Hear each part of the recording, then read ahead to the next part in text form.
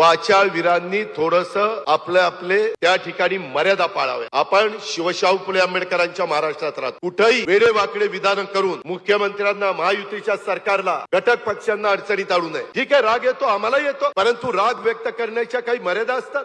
अजितदादांना कुठे तक्रार करायची तरी करू शकतात, तो त्यांच्या पक्षाचा विषय आहे। हिंदुत्वावर आमच्याकडून कुठलीही तडजोड होणार नाही।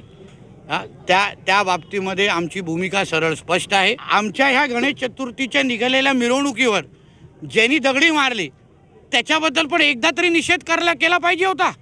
मला असं वाटतं की अजितदादाने कोणाकडे तक्रार केली आहे मलाही माहिती नाही, किंवा अशी तक्रार झाली आहे की हेही मला माहीत नाही, पण नितेश राणे हे हिंदुत्वाकरता काम करतात, ते हिंदुत्ववादी आहेत, ते अतिशय तडफेनं हिंदुत्वाचे विषय मांडतात।